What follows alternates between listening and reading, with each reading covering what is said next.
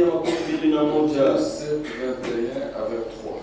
Shera 21 mpaka 23. Ceux qui me disent Seigneur, Seigneur, Wale wakuniambia Bwana Bwana, n'entreront pas tous dans le royaume des cieux, abataingia bote mu ufalme wa mbingu, mais celui-là seul qui fait la volonté de mon Père qui est dans les cieux. lakini yule peke yake anayefanya mapenzi ya Baba yangu aliye mbinguni. Plusieurs me diront à ce jour-là, Wengi wataniambia kama ile siku, Seigneur, Seigneur, n'avons-nous pas prophétisé par ton nom? Bwana Bwana, hatukutabiri mjina lako? N'avons-nous pas chassé les démons par ton nom? Hatukufukuze mapepo mchafu mjina lako? Et n'avons-nous pas fait beaucoup de miracles par ton nom? Na hatukufanya miujiza mengi mjina lako? Alors je leur dirai ouvertement, Pale tawaambiaka waziwazi, je ne vous ai jamais connu, retirez-vous de moi, si alijuaka kamwe, mwende mbali nami, vous qui commettez l'iniquité. nini watenda uovu. Naweza kukaa. Nous parlons sur un sujet que nous intitulons faire la volonté de Dieu. Tasimea hiyo ya shina inayoitwa kufanya mapenzi ya Mungu. Alléluia. Faire la volonté de Dieu, Fanya mapenzi ya Mungu parce que ce sont ceux-là qui font, celui-là qui fait la volonté de Dieu, kwa sababu ni ule tu mwenye kufanya mapenzi qui ya Mungu entrera dans les royaumes des ndio cieux. ataingia mfalme wa mbingu. Alléluia. Ah, C'est celui-là. ni yule tu. Cette parole de Matthieu 7:21 Hii neno ya Mathayo sura ya 7 est adressée à nous le croyant. inaelekea sisi waaminifu. C'est nous qui croyons en Jésus-Christ, Ni sisi tunayoamini Yesu qui Kristo l'appelons Seigneur, ndio tunamwitaka Bwana. qui ces jours-là Ule siku ile siku allons être déçus tutapatishwa haya parce que nous commettons l'iniquité, kwa sababu tunatenda uovu, parce que nous vivons dans l'iniquité. kwa sababu tunaishi muovu. Le Seigneur peut nous guérir, Bwana anaweza kutuponya, nous pouvons faire des miracles, anaweza kufanya miujiza, nous pouvons faire même des prodiges. anaweza kufanya hata maishara, Mais ces jours-là, lakini ile siku le Seigneur va régner certains d'entre nous. Bwana atakana pamoja katikati Il ne yetu, va pas vous reconnaître asitawajua, et ça nous concerne. na inatuangalia Nous devons hivyo. avoir peur Tunapasha kuwa na boga de la déception ya qui kupatishwa aura haya. ces jours-là. Ile tafanikaka ile siku, Vous pouvez aller comme vous venez ici unaweza kuya pake hivi, unakuya et leo vous mourrez. na unakufa, Vous allez de l'autre côté, nenda kule ngambo les yeux regardent. na Bwana Et puis anaangalia, je ne vous ai jamais connu. na si ya kujuaka kamwe. Il va dire j'étais tous les jours à l'église. Kila siku nilikuwa J'ai kukanisa, payé mes dîmes. nililipa Et mes machakumi, offrandes. masadaka, J'étais présent, j'ai chanté la nilikuwa pale, parole. nilikuwa naimba kukwaya. Vous allez vous dire tout cela. Utasema ile On va maneno vous yote, montrer que votre nom n'est pas là. na pale Bwana atakwambia jina lako On ne haiko vous connaît pas. hawakujue. Alléluia. Amen. Donc dans ce passage que nous venons de lire, Basi mwandiko tunatoka il y kusoma a trois grandes pensées. huko mawazo tatu kubwa. Il y a d'abord le royaume des cieux, de Huko Dieu. kwanza Le ufalme wa royaume des Mungu, cieux. ufalme wa mbingu. Il y a la volonté, de faire la volonté de Dieu. Huko kufanya mapenzi ya Mungu. Et puis il y a les gens là. Bale batu ba. Il y a ceux qui disent Seigneur, Seigneur. Huko bale wako nasema Bwana Bwana. C'est qui? Ni banani? Nous allons donc parler de ces trois pensées Tutasemea basi ile mawazo que nous tatu trouvons dans ces passages. mpaka mwii andiko. Hii tunatokea kusoma mwii andiko. Alléluia. Donc le royaume des cieux, parlons-en. Basi ufalme wa mbingu tuisemezee. C'est quelque chose d'extraordinaire. Ni kitu kimoja cha maajabu. Nous sommes ici où nous sommes. Tuko hapa tuko. Quand nous avons cru dans le Seigneur Jésus-Christ, Wakati tumwamini Bwana Yesu Kristo, nos vies sont déjà cachées. maisha yetu Nous ishafichwa. ne sommes plus de ce monde. Hatuna tena pa mwii dunia. Dieu nous a acquis. Mungu alitununua, Nous lui appartenons. tuko mali yake. Nous devenons son peuple. Tunakuwa watu wake. Nous sommes sur la terre. Tuko pa dunia, Nous sommes comme tous les autres hommes. tuko sawa watu wote. Mais chez nous, ce n'est plus ici. Lakini kwetu haina Chez hapa. nous, c'est au ciel. Kwetu ni mbinguni. Alléluia. Nous sommes donc des enfants de Dieu. Tuko batoto ya Mungu. Quand nous avons cru au Seigneur Jésus-Christ, Wakati tumwamini Bwana Yesu nous Kristo, recevons la vie de Dieu. na tunapokea uzima wa Nous Mungu. recevons la vie éternelle. Tunapokea uzima wa milele. Elle est donnée à tous ceux qui écoutent la parole de Dieu, Na ile imepewa kwa qui wale acceptent le wanaosikia neno la Seigneur Mungu. Jésus-Christ Wenye kumwitika katika Bwana Yesu Kristo et qui marchent dans la crainte de Dieu. na wanatembea mboka ya Mungu. Alléluia. Amen. Donc la vie éternelle, Basi uzima wa le milele royaume de Dieu, c'est quelque chose de très très important. ni kitu kimoja kia muhimu sana sana. Oui, Ndio il faut qu'on comprenne cela inapasa wamingi afin que waelewe nous puissions prendre au sérieux ili tupate kubeba na serieux les saluts que nous avons obtenus. wokovu ile tulipata. Il y a beaucoup de paraboles dans la Bible Huko mafumbo mingi mu Biblia qui parlent du royaume des cieux. kunasemea juu ya ufalme wa mbingu. On va prendre quelques paraboles. Tutasema tutabeba mafumbo Dans Matthieu fulani. chapitre 13, Mathayo sura ya 13 versets 31 à 32. shairi ya 31 mpaka 32. Le Seigneur proposa une parabole par rapport au royaume des cieux. Bwana akasema fumbo Il moja a proposé une autre kutoka parabole et dit akawaambia fumbo ingine akisema, le royaume des cieux est semblable à un grain de sénévé ufalme wa mbingu unafanana na mbeko ya seneve qu'un homme a pris et semé dans son champ. ile mtu alibeba na napanda mshamba lake. C'est la plus petite de toutes les semences. Ni kambeko kanoko sana kwa mbeko yote, Mais quand il a poussé, lakini wakati il likomea est plus grand que les légumes inakuwa mkubwa sana et kupita devient un arbre, na inakuwa muti. de sorte que les oiseaux du ciel Munamo viennent banaelekeza arrêter à ses branches. iko na kuya kukaa chini ya ile mti. Alléluia. Amen. C'est ça la parabole, l'une des paraboles sur le royaume des cieux. Jo moya wa mafumbo kule na ngara mfano wa Le mbingu. Seigneur est en train de nous enseigner. Bwana anatufundisha. Il dit, c'est comme la graine de Sema sénévé. iko sa mbeko ya seneve. Petit. Kanoko sana. On est mbeko ya lenga, qu'un petit. Kanoko sana. Mais quand ça pousse, Lakini kama nakomea ça devient un grand arbre. inakuwa muti munene.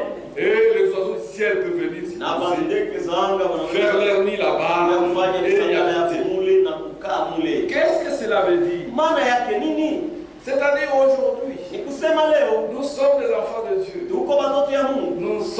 Nous semblons être comme tous les autres hommes. Tuko naonekana saa watu wote wengine. Et pourtant, Japo ce que nous serons, kile tutakuwa qui va se manifester, ile taonekana kama est plus grand iko kubwa et sana. glorieux Leo qu'on tuko ne sasa peut pas comparer. hatuwezi hata kulinganisha. Alléluia. Amen. C'est cela qu'il faut comprendre. Ndio ile napasha kuelewa. Et on peut lire dans 1 Pierre, 1 Jean, Tunaweza kusoma Yohane wa kwanza, chapitre 3, Yohane wa kwanza sura ya 3, verset 2. shairi yake ya pili. 1 Jean 3, verset 2. Yohane wa kwanza sura ya 3, shairi ya pili. Bien-aimés, Wapendwa, nous sommes maintenant enfants de Dieu. tuko sasa watoto ya Mungu. Alléluia. Amen. Nous sommes des enfants de Dieu. Tuko watoto ya Mungu. Mais encore dans ce corps de faiblesse. Lakini ni mwili dhaifu. Nous sommes pourtant des enfants de Dieu. Kweli kabisa tuko watoto ya Mungu. Un enfant de Dieu, Mtoto wa Mungu c'est un Dieu. ni Mungu. C'est un Dieu à Ni miniature. Mungu kidogo. Oui. Hiyo Un chien donne pas à un chiot. imbwa anazalaka mtoto wa Et imbwa ils ont la même nature. na beko na asili Nous moya. sommes aussi nés de Dieu. Na shile vile tulizaliwa tokea Nous Mungu. sommes de la même nature que Dieu. Tuko na asili moja na Mungu. La Bible dit même que nous sommes de la race de Biblia Dieu. inasema tuko wa kizazi ya Mungu. Alors, tout en étant faible, Tukiwa badhaifu, tout en étant petit, tukiwa wadogo, ordinaire, comme tout le monde. sawa tu Mais wote. pourtant, Japo nous sommes des enfants de Dieu. tuko watoto ya Mungu. Et la Bible dit, Na Biblia inasema et ce que nous serons na kile tutakuwaka n'a pas encore été manifesté. hakijaonekana bado. Alléluia. Mais nous savons Lakini que tunajua lorsque cela sera manifesté, ya kwamba wakati ile itaonekana wazi, nous serons semblables à lui. tutafanana naye Parce que kwa sababu nous le verrons tel qu'il est. tutamonaka mpaka vile. Alléluia. Amen. Donc aujourd'hui, Basi leo nous sommes tout petits. tuko badogo Nous sommes les sana, grains de sénévé. sambeko ya Mais demain, lakini kesho quand il apparaîtra, wakati nous ataonekana serons semblables à lui. Et nous aurons la même gloire que lui. tutakuwa na imani moja, tutakuwa Amen. na nguvu moja naye. Alléluia. Amen. Il ne faut pas jouer avec le royaume des cieux. Basi kucheza na Avec la vie éternelle que nous basi avons reçue. kucheza na uzima wa milele Aujourd'hui, tulipokea. On semble être rien. Leo hii Mais demain, kubuli, lakini demain, quand le Seigneur viendra, kesho wakati Bwana atakuja, notre gloire va se manifester. utukufu yetu itaonekana Notre wazi. grandeur va se Unene manifester. wetu utaonekana On ne wazi. restera pas toujours petit, Tutabakia mpaka wadogo, mais on est appelé à un appel glorieux. lakini tunaitwa kumwito ya utukufu. Alléluia. Amen. C'est cela. Ni ile Dieu nous a appelés pour de grandes choses. Mungu alituita juu ya vitu vinene. Dans le royaume des cieux, Basi ufalme wa mbingu les gens vont les rater. batu wataikusa, Ceux qui vont continuer à commettre l'iniquité, bali wataendelea ils kufanya vont rater cette batakusa. gloire qui attend, Ile utukufu qui nous attend là où ile nous allons. kuchunga kule tuko nenda. Alléluia. Amen. Le Seigneur avait proposé encore une autre parabole. Bwana ametaka tena Toujours funzo dans Matthieu 13. mpaka Mathayo sura ya 13. Mais cette fois-ci, verset 33. Hapa sasa sura ya 13. Ici, il leur dit cette autre parabole. Akabambia hii fumbo ingine. Le royaume des cieux est semblable à du levain qu'une femme a pris et mis dans 3 mesures de farine. Ufalme wa mbingu inafanana na chachu ile mwanamke alibeba na anaiweka mipande tatu ya unga Jusqu'à ce que la pâte soit toute levée. mpaka na pale fungo yote itavimba. Alléluia.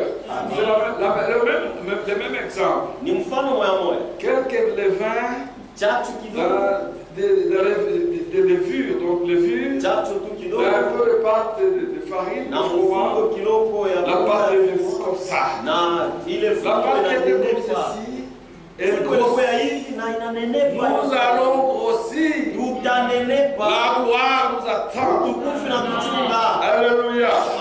Oui, il y a la gloire qui nous Hiyo attend. uko utukufu na C'est pourquoi tokujia. même si nous passons par des épreuves, Ndio kwa maana nataka tunapita mbinguni. nous savons que au bout de ces épreuves, Mwisho ile vipimo, la gloire, utukufu, l'honneur, heshima, la louange sifa nous est réservée. kisha kuchungiliwa. Nous pouvons souffrir sur Tunaweza terre, kuteswa hapa duniani mais nous hapa, savons qu'un jour, lakini tunajua kwamba nous siku serons dans la moja gloire. tutakuwa mtukufu. Alléluia. Que Dieu vous bénisse. Bwana mibariki. Aimez-vous le Seigneur Eti tunampenda et vous Bwana, l'aimez. tunapaswa kumpenda. Alléluia. Écoutez ce qui est dit dans 1 Pierre chapitre 1er verset 7. Usikie limesema wa Petro wa kwanza sura ya kwanza shairi ya 7. Il parle des épreuves. Inasemea juu ya vipimo. Afin que l'épreuve de votre foi, Ili kipimo ya imani yenu plus précieuse que l'or périssable, ya damani sana kuliko dhahabu ya qui kuharibika, cependant est éprouvé par le feu, ile ilipitwa moto et pour résultat na iko na jibu la kama louange, sifa, la gloire utukufu, et l'honneur heshima lorsque Jésus-Christ apparaîtra. wakati Yesu Kristo ataonekana, Quand il apparaîtra, wakati ataonekana, quand il viendra, wakati atakuja, nous serons glorifiés. tutatukuzwa. Aujourd'hui, nous sommes tout petits. Leo hii tuko badogo Nous sana, semblons être rien. tunaonekana sasa, Les gens peuvent se moquer de nous. tunaweza kuchekelea, Oui, ils peuvent nous injurier. hiyo wanaweza Mais kututukana, d'accord. Mais un jour viendra lakini siku iko nakuja, où nous serons kule glorifiés. tutatukuzwa, Où nous allons hériter kule la tutarithi gloire que le Seigneur a réservée à ses saints. ile Bwana alitungia watakatifu. Alléluia. Amen. C'est pourquoi il ne faut pas lâcher. Ndio kwa maana ipashe kwa Il ajili ya faut tenir bon. inapasha kusimama Il imara, faut éviter de vivre dans l'iniquité, inapasha kuepuka kuishi de muziki commettre l'iniquité. na kutenda Parce uovu, que ces kwa jours-là, sababu ile vous risquez d'être déçus. unaweza kupatishwa haya. L'iniquité, c'est le péché volontaire. Uovu ni dhambi Par unafanya kwa rapport kusudi. à ce que la parole de Dieu interdit, Kufuatana na kile neno on dit la c'est rien.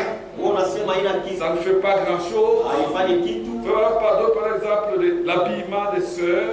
Ndugu Branham analeta mfano ya On dit, habillez-vous décemment. anasema mvale na heshima, N'imitez pas le monde. msifuatilishe dunia. Pour dire, non, Unasema pa il n'y a pas de vie éternelle dans cela. hakuna uzima Moi, wa j'ai milele. déjà cru en Jésus-Christ. Mimi nishakumwamini Et Yesu donc, Kristo. moi, je vais m'habiller comme je veux. Basi nitavala vile mimi napenda. Simplement, c'est là. Mpaka tu ile Ces jours-là, vous allez vous retrouver en dehors. utajikuta nje. Alléluia. Amen. Que Dieu bénisse. Bwana mbariki. Et il y a cette autre parabole, na kuko ifumbo ingine toujours sur le royaume des cieux, wakati wa ufalme wa mbingu, le royaume des dieux. ufalme wa Mungu. Verset 44, toujours dans Matthieu chapitre 13. Mpaka Mathayo sura 13.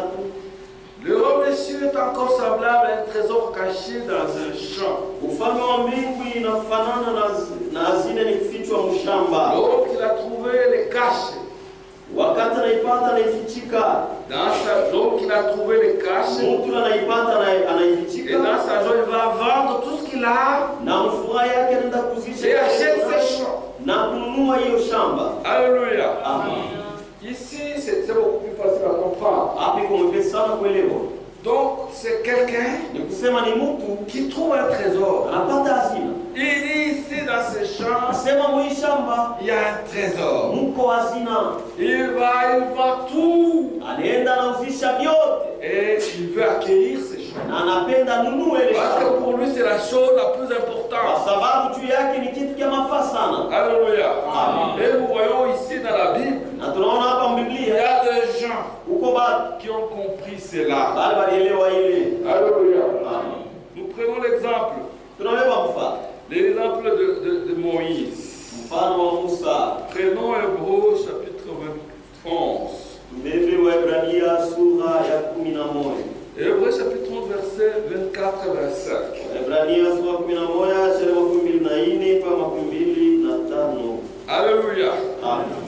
Il dit, c'est par la foi que Moïse devenu grand, Ni kwa imani njoo Musa kama mkubwa refusait d'être appelé fils de la fille de Pharaon. akakataa aitwe mwana wa binti wa Farao. Et aima mieux être maltraité avec le peuple de Dieu Akipenda mzuri sana kuteswa na watu wa Mungu que d'avoir part pour un temps la jouissance du péché. kuliko kuwa na sehemu wakati kidogo juu ya kufurahi na dhambi. Alléluia. Amen. Moïse Musa était adopté par la fille de Pharaon. binti wa Farao mbebaka sa mtoto wake. Et il a grandi dans les palais royaux de Pharaon. Komelea nyumba ya kifalme ya Le grand Farao. roi de cette époque. Mfalme mkubwa wa ile wakati.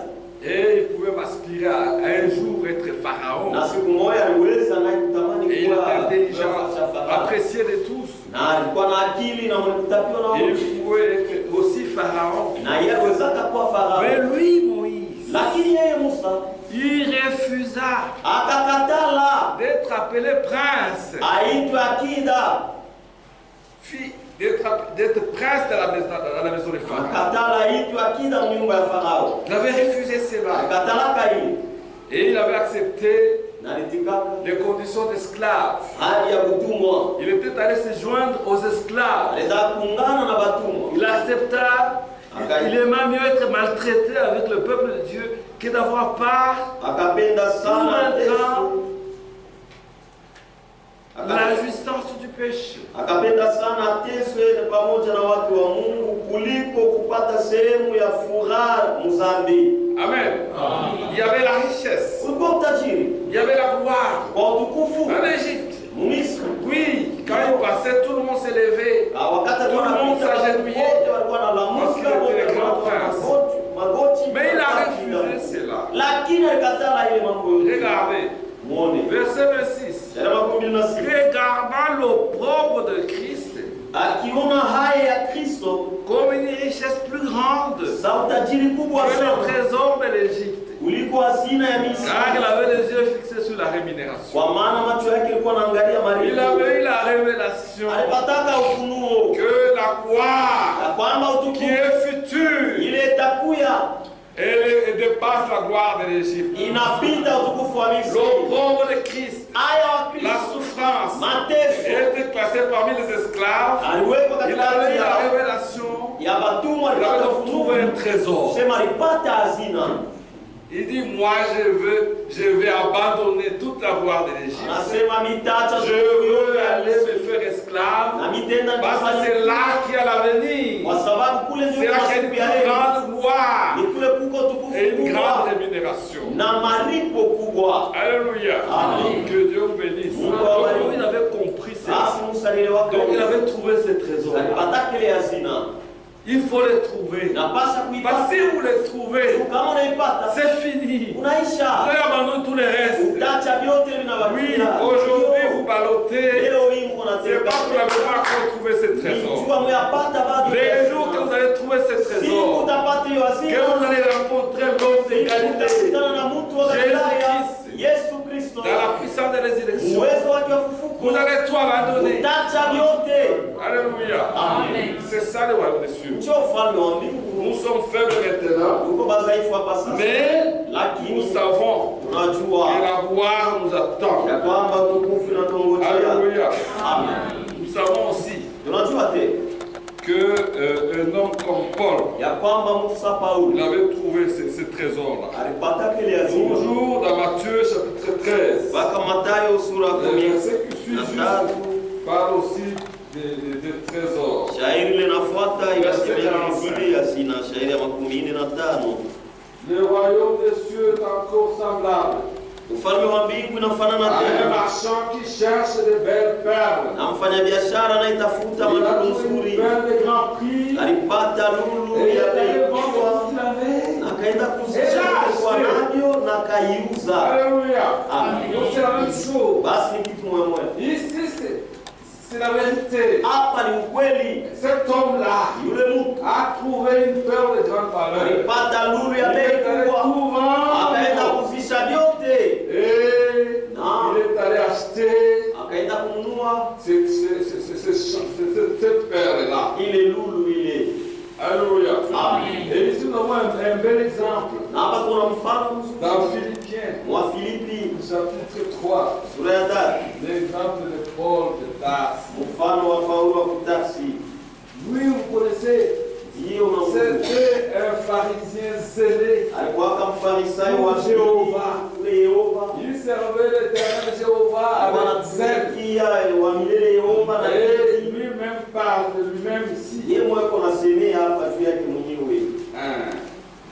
Je peux lire Philippiens chapitre 3, Tunaweza kusoma Filipi sura ya 3, commençons verset 4. tuanze shairi yake ya hivi. Moi aussi cependant, Na mimi vile vile j'aurais sujet de mettre ma confiance en la chair. nitapendelea kuweka tumaini mwili. Si quelque autre croit pouvoir se confier à la chair, Ni kama mtu mwingine anaamini kutumainia mwili, je le puis bien davantage. naweza kuitumainia tena zaidi sana. Oui, parce que Paul était un homme important. Ndiyo, kwa sababu Paulo alikuwa Il mtu était wa mafuta, intellectuel. alikuwa mtu wa kufunda, Il était juge, mais il avait acheté la nationalité romaine. alikuwa kama Myuda lakini alikuzaka, Il était un homme considéré. alikuwa alikuzaka Eh, kwa il était Roma, zélé kwa pour la Mungu wa parole de Yesu, Dieu. na alikuwa na bidii juu ya neno ya Mungu. Il aimait l'éternel Jéhovah. Alipenda kwa milele Il Yehova, aimait beaucoup et il alipenda aimait sana, anaweza kumtumikia na bidii. Et il dit au verset 5, Na sheria 5 nasema, moi, mi circoncis le 8e jour, mwenye kutahiriwa siku ya de la mnane, race d'Israël, de la kizazi famille ya de Israeli, Benjamin, kizazi ya Benjamina, hébreu né d'hébreu, wa Waebrania, mwenye kuzaliwa tokea Waebrania. quant à la loi Ile pharisienne. inaangalia sheria Mfarisayo.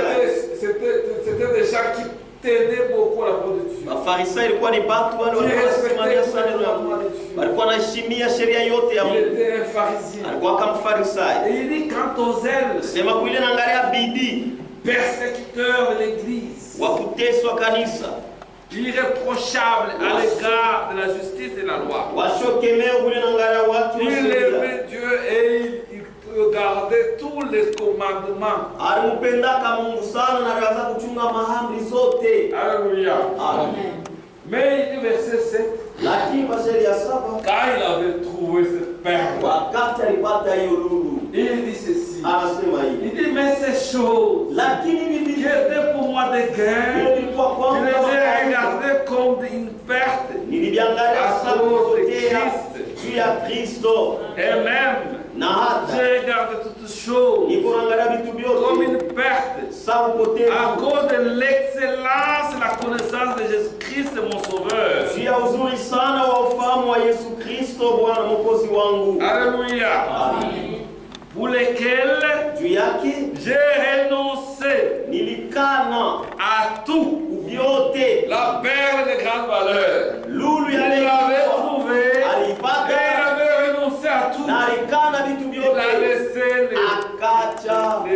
pharisaïsme, il a laissé. aliacha mafundisho ya Même la Wafarisayo, considération qu'il avait en tant que pharisien, heshima ile il a alikuwa tout nayo abandonné Mfarisayo pour aliacha suivre le yote Seigneur Jésus. juu ya kumfuata Bwana Yesu Kristo. Il avait trouvé la peur de grande valeur. Alipata lulu ya bei kubwa. Alléluia. Amen. Il dit, j'ai renoncé à tout. Sema nilikana Je regarde toutes ces choses na niko naangalia vile vitu comme de la boue sama potopoto afin de gagner Christ, ili nipate la perle de grande valeur. lulu ya bei kubwa. Il n'y a rien qu'on peut comparer avec. Hakuna kitu tunaweza kulinganisha nayo. Alléluia. L'amour qui nous attend Utukufu ile n'a pas de comparaison avec tout ce qu'on voit sur cette terre. haiwezi kulinganishwa na vitu vyote tunaona hapa dunia hapa. Alléluia. Amen. Il a tout abandonné Aliacha vyote pour suivre Christ. ya kumfuata Et lui Kristo. seul, Na yeye peke il a consacré yake toute sa vie alitoa maisha yake parce qu'il avait compris kwa sababu alielewa l'importance mafaa de cette perle de grande ya valeur ile lulu ya bei kubwa que le Seigneur Jésus-Christ. kwa Yesu Kristo. Et il voulait être trouvé, verset 9. Shairi yake ya Il kini voulait être trouvé en lui.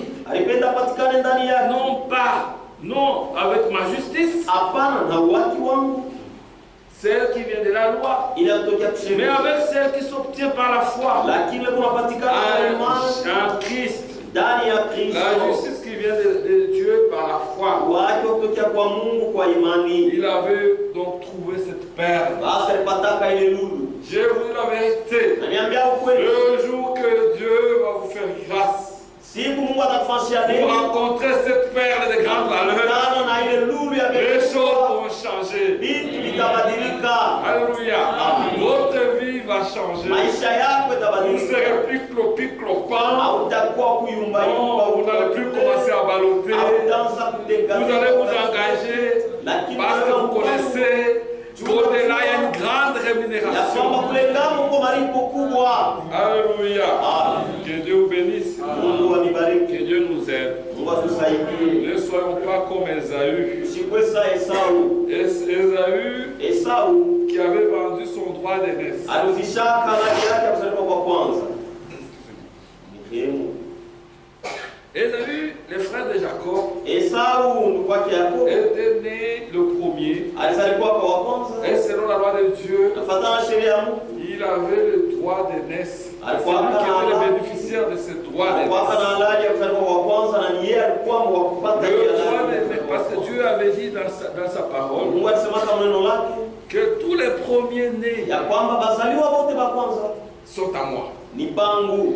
C'est eux qui étaient héritiers, Bonjo walikuwa bariki. qui devaient hériter Walipasha les bénédictions du ciel et de la terre. mabaraka ya kumbingu na hapa Dieu dunia. les avait acceptés comme étant les siens. Mungu alimetikaka wakiwa bake. Alléluia. Dieu les avait adoptés d'office. D'office Mungu Il avait un alibeba. enfant, le premier-né, Uko na mtoto mzaliwa wa il kwanza appartenait à Dieu. alikuwa wa Mungu. Dieu allait lui donner toutes les bénédictions. Walipasha kumpa mabaraka. Et Esaü, Na Esau il était né de la famille. alikuwa mzaliwa wa kwanza wa C'est jamaa. lui qui avait le droit d'aînesse. Yeye alikuwa na halali ya kuzaliwa kwa kwanza. Et quand le moment est venu, Lakini wakati sasa ilienea où on devait, mais il n'avait pas de considération, pour cela. lakini asikubebaki na faida, asikubebaki na faida. Il n'avait pas de considération pour le droit d'aînesse. Asikubebaki na faida kwa halali ya kuzaliwa kwa C'est kwanza. ce que nous pouvons faire aujourd'hui. Ni ile tunaweza kufanya na Là où sisi. nous sommes, Kule tu nous sommes une assemblée de premiers-nés. tuko matano ya bazaliwa wa kwanza. Alléluia. Amen. Nous sommes les premiers-nés de Dieu. Tuko bazaliwa wa kwanza ya Mungu. Et il faut comprendre Na inapasha qu'il y kuelewa a une bénédiction spéciale ya kwamba kwa baraka ya qui nous est kipekee attachée. ile sha kutupewa. Alléluia. Amen. Et Esaü, qu'est-ce qu'il avait fait? Na Esau alifanya nini? Un jour, il était parti chasser. Siku moja alienda kurumbata, Il est arrivé, il était affamé, fatigué. akarudia mwenye kuchoka sana na Il a njaa. trouvé son jeune frère Jacob Akakuta mdogo wake Yakobo qui préparait son haricot. alikuwa anapika malaki. Comme Jacob, Sasa vile Yakobo lui n'était pas l'aîné, yasiku wake mzaliwa wa kwanza, mais il avait la révélation. lakini alikuwa na ufunuo. C'est un problème de Ni révélation. mambo ya ufunuo. Il avait la révélation Alikuwa na ufunuo que mon frère ici, ya kwamba ndugu yangu quand papa va mourir, wakati baba il aura toutes les bénédictions du ciel et de la terre. akapata mabaraka yote ya mbingu na Et dunia. il aimait être le né. Na yeye alipendaka kwa mzaliwa wa kwanza. Son frère est venu, Ndugu yake akarudia très affamé. na njala Et sana, il dit, anasema Jacob, Yakobo, donne-moi un peu de ton mets là. unipatie kwa chakula hilo, C'était les haricots. kwani maharagi. Donc, j'ai faim, je suis très fatigué. Nishachoka sana na Donne-moi njala, un peu pour manger. nipatie kidogo ili. Et comme Jacob était un peu malin, Na sababu Yakobo alikuwa il m'a dit, si mkarimu, tu acceptes de me vendre ton droit d'aînesse, sema ukiitika kuniuzisha halali yako J'accepte. kwa kwanza, naitika kupatia. et Esaü qui ne connaissait pas la valeur, Esau ule ashikujua bei, il a accepté la transaction. akaitika hampatie halali ya kuzaliwa wa kwanza. Alléluia. Amen. On peut lire cela Tunaweza kusoma ile dans Genèse chapitre 25. Mwanzo sura makumi mbili Et Esaü dit à verset 30. shairi na makumi tatu. Esaü dit à Jacob, Esau akaambia Yakobo, laisse-moi te prie manger des serous. uniache na kuomba nipate kula kui chakula Les serous, c'était les haricots. maragi, Car je suis fatigué. kwa maana nimechoka. C'est pour cela qu'on a donné à Esaü le nom de Dom. Ndio kwa maana walipatia Esau jina la Jacob Edom. dit, vends-moi aujourd'hui ton droit d'aînesse. Yakobo akamwambia, uniuzishe leo halali yako ya kuzaliwa kwa Et Esaü kwanza. répondit, Esau akamjibu, voici je m'en vais mourir. tazama mtakufa. Après mes sœurs, c'est le droit d'aînesse. Sasa ile halali ya kuzaliwa kwa kwanza C'était ilisaidie. un profane. Yeye alikuwa ni pumbavu. Alléluia. Jinga. Il avait cette perle de grande valeur. Alikuwa na ile lulu Il ya avait cette kubwa. bénédiction de Alikuwa grande na ile valeur. baraka kubwa ya Mais il ne Mungu. savait pas. Lakini ashikujua wake Il était ignorant. alikuwa kukosa Et il a kujua vendu. na kauzisha. Il dit, je m'en vais mourir. Sema Après mitakufa. mes sœurs, c'est droit d'aînesse. Ile halali ya kuzaliwa kwa kwanza itanisaidia kunini? Et Jacob dit, Yakobo kasema, jure-moi d'abord. unilapie kwanja. Il lui jura. Akamlapia Et il vendit son droit d'aînesse. na kauzisha halali yake ya kuzaliwa kwa Ça, kwanza. c'était un modèle de quelqu'un Hii ni mfano wa qui mtu est ici, mwenye kuwa hapa qui a la vie yeye éternelle ana uzima wa milele et qui ne sait pas qu'il a la vie éternelle. na hasijua aseme kuna uzima wa milele. Alléluia. Amen. Qui est enfant de Mwenye Dieu, kuwa mtoto wa Mungu mais il vit comme un cochon. lakini kunaishi sana Comme un chien. saimbwa, Et il vit une vie de débauche. kunaishi maisha ya Il msalaba. est déjà né de Dieu. Yeye mwenye kuzaliwa na Mungu Il est dans la famille de yuko Dieu. jamaa ya Mungu Mais il ne le sait pas. lakini asijue. Alléluia. Amen. Il a vendu son droit d'aînesse. Aliuzisha halali yake ya kuzaliwa kwa kwanza, Et la Bible dit, na vile nasema, et c'était une grande bénédiction. na ilikuwa ni baraka kubwa. Nous pouvons lire cette bénédiction dans Genèse chapitre 27, verset 28. Tunaweza kusoma ile baraka Mwanzo sura ya 17. C'était une grande bénédiction. Ilikuwa ni baraka kubwa. Alléluia. Amen. Quand Jacob mourait et Isaac se mourait, Wakati Isaka il avait demandé alimbaka, à Esaü de lui apporter un mets, alimwambiaka Esau amletee chakula qu'il mange et qu'il le bénisse. akule na mbariki. Mais Rebecca qui connaissait ce que Esaü avait déjà vendu son droit d'aînesse à son frère, Lakini Rebeka alijua ya kwamba a dit à Jacob, Esau profitez-en, ton grand frère a déjà vendu, akamwambia profitez-en. sema Mungu wako ashakuzisha hayo, Et fanya nayo. par ruse, il s'est fait passer auprès de Isaac comme étant Esaü. Na kwa ujanja Yakobo akajifanya kuwa Esau Et Isaac l'a béni. na Isaka C'est la bénédiction de premier-né. baraka ya mzaliwa wa kwanza. Écoutez cette bénédiction. Musikie hiyo baraka. Genèse 27, verset 28. Mwanzo sura ya 17. Que Dieu te donne la rosée du ciel et de la graisse de la terre. Mungu akupatie umeme wa mbingu Donc les bénédictions du ciel et na de la mafuta ya terre. mbingu, kusema baraka ya mbingu na Alléluia.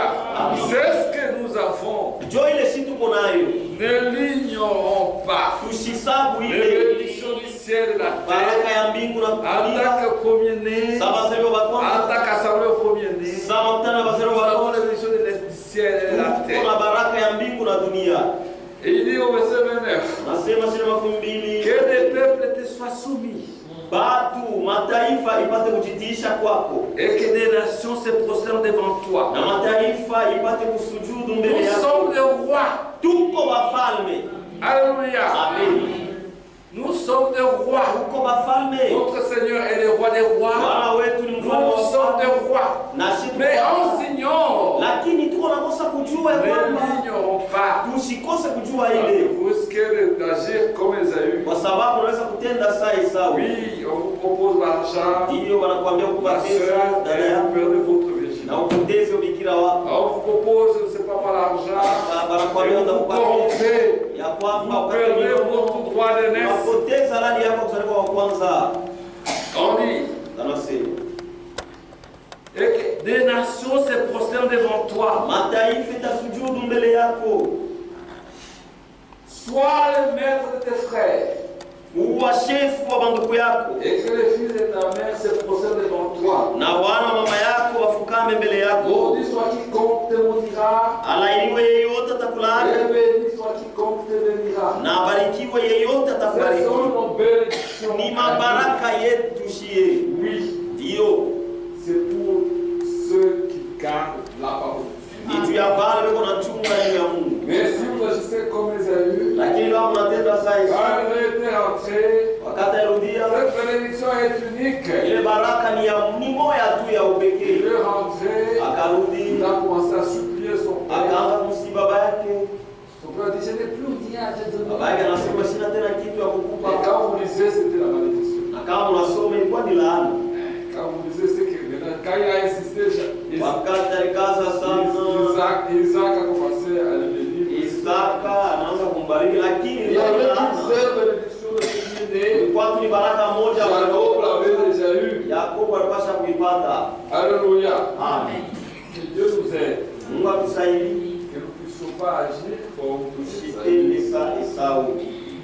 Quand nous lisons dans l'Hébreu chapitre 12, Kama tunasoma Waebrania sura 12, on parle de cela. Biblia inasemea ile mambo. On ne soit pas profane comme Esaü. Tusikuwe bajinga sa Esau.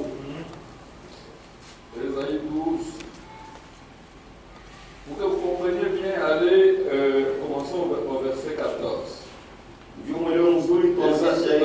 Hébreu chapitre 12, verset 14. Waebrania sura 12 shairi ya 14. Recherchez la paix avec tous Utafikishe salama na wote et la sanctification, na utakaso, sans laquelle personne ne verra le Seigneur. ila ile hakuna mtu ataona Bwana. Alléluia. Amen. Pour voir le Seigneur, Juu ya kuona Bwana il faut la sanctification. inapasha utakaso. Alléluia. Amen. Il faut la sanctification. Inapasha utakaso. Veillez à ce que nul ne se prive de la grâce de Dieu. Mkeshi ili kusiwa hata mmoja ajiime neema ya Mungu. Ah, vous-même vous allez vous priver Wewe moya utajiima ile par votre désobéissance. kupitia kutokutii kwako. Veillez à ce que nul ne se prive de la grâce de Dieu. Mkeshi ili kusiwe mtu ajiime neema ya Mungu. À ce qu'aucune racine d'amertume poussant des rejetons ne produise de troubles. Ili kusiwe hata mzizi moya buchungu ile kunatoka kama chepuko na kunatoa mvuruko. Et que plusieurs n'en soient infectés. Na bamingi wapate kushikwa na ile. À ce qu'il n'y ait ni impudique, Ili kusiwe msinifu, msinifu. le péché par rapport au sexe. Zambi kule naangalia utupu. Qu'il n'y ait pas d'impudique parmi nous. Usikwe basinifu katikati yetu. Alléluia. S'il y a de l'impudicité, Kama kuko usinifu, vous ne verrez pas le Seigneur. hamtaona kamwe Bwana. Alléluia. Amen. Nous sommes une assemblée de saints. Tuko makutano ya Soyons watakatifu. saints dans toute notre conduite, Tukuye watakatifu dans mwenendo notre wetu. manière de parler, Namna yetu ya dans notre kusema, manière de nous habiller, namna yetu ya dans notre kuvaa, manière de penser, namna yetu ya kuwaza, dans notre manière d'agir, namna yetu ya dans kutenda. toutes les circonstances. Mambo yote Nous devons marcher dans la sainteté. tunapaswa kutembea Soyons saints dans toute watakatifu. notre conduite. Tukuwe watakatifu Et nous mwenendo voulons yetu. voir le Seigneur ces jours-là. Bali ndio tutaona Bwana ile siku. Alléluia. Amen. À ce qui est ni impudique, Ili kusiwe hao ni msanifu profane, au comme Esaü. mjinga sa Esau. Alléluia. Amen. Oh, il était profane. Yeye alikuwa mjinga. Il ne connaissait pas la valeur Asikujua usiwake bei de ce qu'il avait entre ses mains, ya kile alikuwa nacho mikono de yake la bénédiction que vous avez. ya baraka ile mko nayo. Alléluia. Amen. Que Dieu nous aide Mungu atusaidie à comprendre cela. kuelewa hii Que nous avons déjà ce trésor. ya kwamba tayari tuko na ile Nous l'avons entre nos mains. tuko nayo mikono yetu, Mais vous risquez ces jours-là lakini waweze ile siku d'être déçus. ubatishwe haya. Alléluia. Amen. Si vous ne comprenez pas la valeur de ce que vous êtes, Kama uelewe bei ya kile vous huko, êtes des enfants de Dieu. muko batoto ya Mungu, Les enfants, les filles, et les fils et les filles du Très-Haut. batoto banaume na batoto banamke waliye. C'est ça que vous êtes. Jo kile muko, Ne l'ignorez pas. msikose kujua ile, Ne soyez pas profanes comme Esaü, msikwe bajinga qui sasa. pour aimer vendit son droit Ule tu d'aînesse ya chakula kausisha hali yake ya kuzaliwa kwa pour Bwana. en manger. Au chakula Alléluia. Amen. Ne vendons pas notre droit d'aînesse. tushujishe hali yetu Que ya Dieu kuzaliwa kwa nous aide Bwana. Mungu atusaidie à comprendre cela. kuelewa ile mambo. Que Dieu inspire la crainte en nous. Mungu aweke Et asikuwe qu'il nous boka ndani donne yetu la révélation na tupatie de ufunuo ce que nous sommes réellement. ya kile tuko kweli Nous ne kweli. sommes pas comme les autres. Si hatuna saba bengine Les autres sont les enfants des hommes. wale bengine ni watoto Nous wa avons watu. arrêté d'être des enfants des hommes seulement. Nous sommes les enfants de Dieu. Tuko watoto ya Mungu. Alléluia. Amen.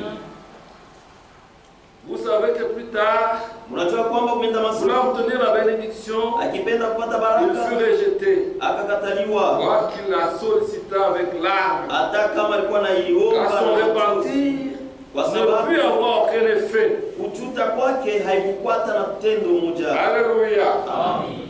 Mungu Mungu amebariki. j'aimerais que cela vous pénètre. Napenda ile pate kuingia kabisa, Parce que ce qui est écrit après ici est important. kwa sababu ile imeandikwa kishairi ya Verset Mathayo 18. shairi yake ya 18, Il dit, vous ne vous êtes pas approchés amkukaribie d'une montagne qu'on pouvait toucher, mlima moya ile mliweza kugusa, qui était embrasée par le feu, ile kwenye kushikwa yote na ni de moto la nuée, au wingu ni des ténèbres, au magiza ni de la tempête, zokuba ni des retentissements de la trompette, au kulia kwa parapanda ni du bruit de paroles, au makelele ya tels que ceux qui maneno, l'entendirent mpaka vile ile sikilikaka demandèrent qu'il ne leur en fût adressé aucune de akaomba plus. na ile ikamwelekea haikumwelekea hata kitu moja kwa zaidi. Alléluia. Amen. Ici, on est en train de comparer Hapo benalinganisha Israël dans le désert Israeli mjangwa et ce que nous sommes. na kile shi tuko Dans le désert, mjangwa. quand Moïse était à Horeb, au mont Sinaï, Wakati Musa mulima wa Dieu Sinai, avait demandé à Israël de se rassembler au pied de la montagne. Mungu anambiaga Israeli wapate Et kusanyika Dieu kwa était mlima, descendu na Mungu alishuka sur la montagne de Sinaï. kwa mlima wa Sinai, Et il y avait de la fumée, na kulikuwa kama des ténèbres, des tonnerres. giza mawingu, La terre tremblait, les montagnes tremblaient. natetemeka, milima ilikuwa natetemeka. C'est ce qui était quand Dieu était descendu. Wakati Mungu alishuka ndio mambo yalikuwa yanapitika Ces jours-là, ile siku. Moïse avait dit au peuple de se préparer, Musa anambiaga watu wajitayarishe, de laver les habits, waoshe de mavazi, se sanctifier. wajitakase. Parce que ce jour-là, Dieu allait parler au peuple lui-même. Mungu yeye peke yake alikuwa anasema na watu. Et quand Dieu était descendu sur la Na montagne, wakati Mungu alishuka mlima, c'était terrible. ilikuwa ni C'était matata, effrayant. ilikuwa ni ya La kuogopesha. montagne tremblait. Mlima Il y avait ilitetemeka, des tonnerres, des trompettes. maminguruma Et il y avait une frayeur terrible. na kulikuwa boka ya nguvu sana. Et il avait été dit, Na si isemewa un homme vient à toucher la montagne, kama mtu anakuwa kugusa mlima, il devait être lapidé. alipasha chaiwe Même un maji, animal hata nyama qui pouvait arriver à la wanaweza montagne, kufika mlima, on l'arrête, on lapide, on le ni tue. kumbamba na kumchia majibu na kumuua. C'était effrayant. Ilikuwa ya kutetemesha. Alléluia. Amen. Et on dit que nous, Na wanasema ya kwamba sisi nous ne connaissons pas ça. hatuna kile. Ce qu'il y avait là, Ile ilikuwa kafara, c'était faible. ilikuwa ya dhaifu, ilikuwa ya chini.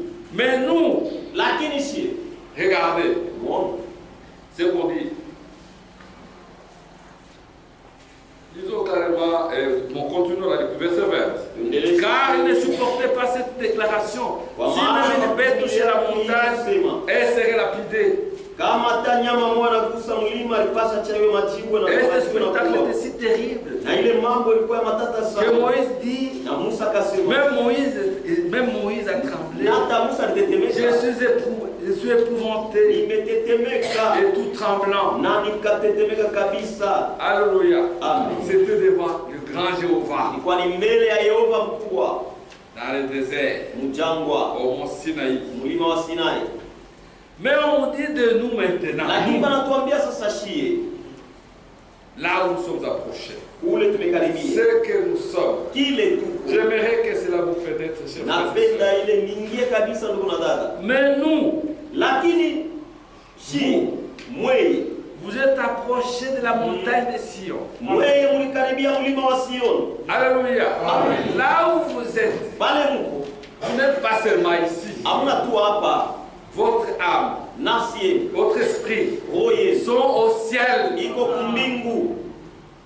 Vous êtes approchés de Mshakaribia la montagne de Sion, mlima wa Sion, de la cité de Dieu, de la cité de Dieu vivant, mji wa Mungu aliye de hai, la Jérusalem céleste, Yerusalema ya mbingu. des myriades qui forment le cœur des anges. Myriadi unatunga kwaya Nous wa sommes malaika. approchés, c'est là que nous sommes. Karibia kule C'est kabisa. là que nous sommes connectés. Kule tushachomekwa. Que Dieu nous aide à Mungu comprendre atusaidie cela. kuelewa mambo haya. Nous sommes connectés à des choses beaucoup plus glorieuses. Tushachomekwa kubitu À la Jérusalem céleste, Yerusalema la cité de Dieu. C'est là que nous sommes connectés en ce moment. kwa mwi wakati.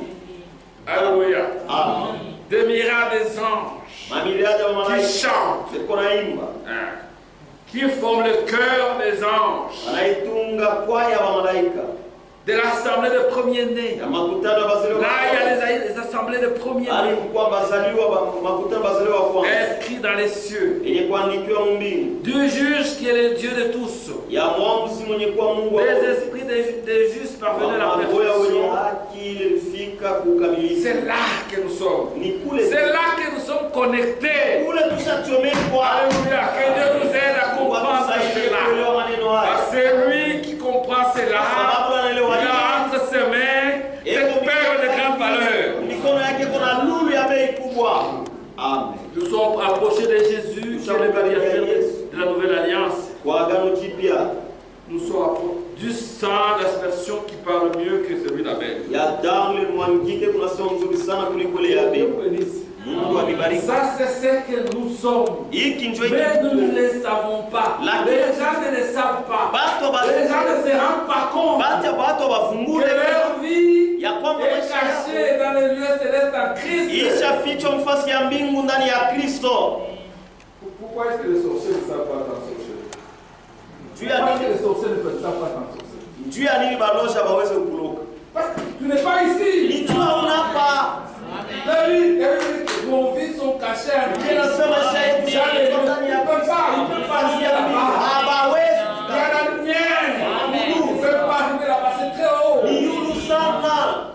Et vous oubliez cela. Na mnasaboka hivi. Vous commencez à vivre dans le péché, Unaishi msafi, dans le concubinage. mumabwabala, Vous buvez, unakunywa vous pombe, commettez adultère, unafanya kusharati vile vous unapenda, mentez, vous volez. unalanda na Vous ne savez pas lakini que vous avez la perle de grande valeur. kuna nuru ya bei kubwa mikono yenu.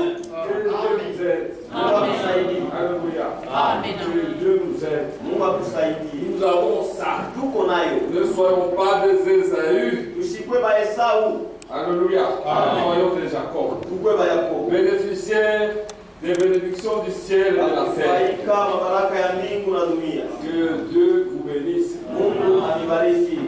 Donc, dans les choses de Dieu, Basi mambo ya Mungu, il y a ces royaumes des cieux. Mungu ni mfalme wa mbingu. Dieu est roi.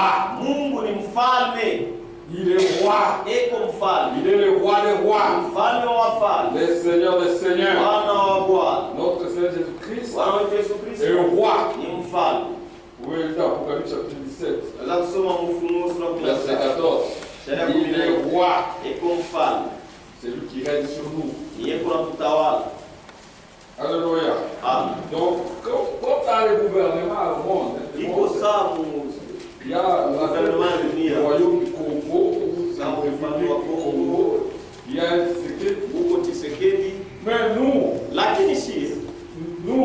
Nchi Tshisekedi est ici. Tshisekedi Mais est là. nous sommes dans un autre royaume. Lakini sisi tuko Où mfalme le roi ingine. des rois, c'est le Seigneur Ule lui-même. mfalme wa falme ni Bwana C'est mwenyewe. lui notre boss. Yeye ndio C'est lui bosi que nous wetu. devons craindre. Ni yeye tunapasha kuogopa. Oui, c'est lui que nous devons adorer. Hiyo ni yeye tunapasha C'est kuabudu. lui. Ni yeye. Il est là. Eko pale.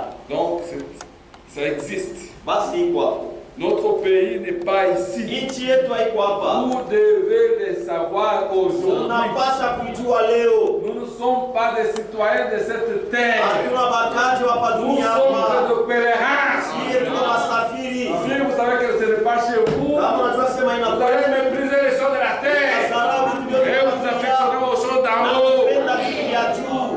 Amen. Que Dieu nous aide. Mungu atusaidie. Philippiens parle de cela. Philippiens 3:20. Notre cité est au ciel. C'est là qu'il y a notre cité. Notre cité n'est pas ici-bas. Mji wetu aina ya C'est hapa là-bas. dunia. C'est là que nous allons. Ni kule tuko naenda. Alléluia. Amen. Que Dieu vous bénisse. Mungu anibariki. Et il y a eu des gens, Na kulikuwa basi et ça j'aime comme Abraham. na basi sa Abraham. Quand vous lisez dans Hébreux chapitre 11, Kama unasoma Waebrania sura 11, verset 10, kuanzia sharia ya 10, on dit qu'il attendait la cité anasema alikuwa qui a anachunga des solides fondements. ile kuna misingi ya nguvu. C'est dont Dieu est l'architecte et le constructeur. Ile Mungu mwenyewe njoo. Abraham avait la révélation. Mchungaji. Abraham alikuwa Nous na devons avoir cette révélation tunapasha kuwa na si hiyo nous ufunuo. sommes fils et filles d'Abraham. Kama tuko watoto wanaume na watoto wanawake ya Abraham. Alléluia. Amen. Notre père Abraham, Baba yetu Abraham, notre père dans la foi, baba yetu muimani, il avait cette révélation. alikuwa kana ile ufunuo. Il a dit, je ne construirai pas sur cette terre Alisema kama sitajenga kwa dunia nyumba moja matafuri ou en pierre. wao ya majibu. Non, je vais rester dans les temps. Hapana tekala Parce maisha. que Dieu lui avait donné une vision. Kwa sababu Mungu alipatia Dieu lui avait Mungu donné une vision. alipaka Il ona. avait vu cette ville. Alionaka ile Il tano. avait vu cette cité Alionaka ile mji. dont Dieu est l'architecte et le constructeur. Ile Il avait vu. mwenyewe ndio mjengaji. Alionaka. Nous devons avoir cette vision-là. Tunapasha kuwa na Que ile. Dieu nous révèle cela. Mungu atufunulie. Parce que si vous avez cette révélation, Sababu kama kuna c'est la perle de grande valeur. lulu ya bei Vous kubwa. n'allez pas commencer à vous fourvoyer dans les choses de ce Na monde. mtaanza kujivuruka na vitu vya dunia humu.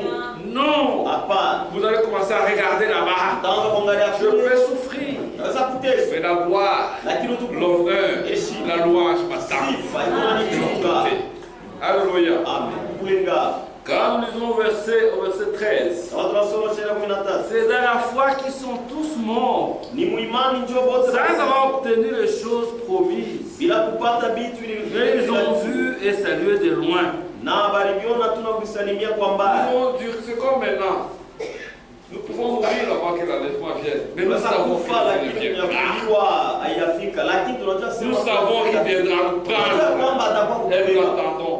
Na Si la tunaona mort revient nous attraper, kama lufu inatushika, nous avons de l'espérance. tuko na tumaini. Et la parole dit, Neno la Mungu nous allons ressusciter premièrement. tutafufuka kwa Quand il viendra, wakati nous allons atakuja, ressusciter tutafufuka et nous monterons auprès de lui. na tutapanda kwake. Et aussi, Na hapo vile ils attendaient cette ville-là alikuwa anachunga ile mji et ils sont morts. na balikufa. Et la Bible dit, Na Biblia inasema c'est dans la foi qu'ils sont morts, qu'ils sont tous morts, imani njoo wote sans walikufa. avoir obtenu la chose promise. Bila kupata Mais ils les ont vus lakini baliona et salués de loin, kusalimia kwa mbali. reconnaissant qu'ils étaient étrangers et voyageurs sur la terre. pa dunia. Nous aussi, Na sie vile nous ne vile sommes que des pèlerins, des voyageurs. njia na Nous basafiri. voyons, nous regardons avec la vision de loin. Tunaangalia naoni ya Nous, mbali. chez nous, comme nous venons de le dire, Tunatoka c'est kusoma là-bas, ni kule yulu. dans la Jérusalem céleste. Yerusalema ya mbingu. Alléluia. Amen. Si vous connaissez cela, Kama mnajua ile vous allez marcher dans la crainte de Dieu. utatembea mboka ya Mungu. Que Dieu nous aide. Mungu atusaidie. Écoutez verset 16. Mshike sasa shairi 16.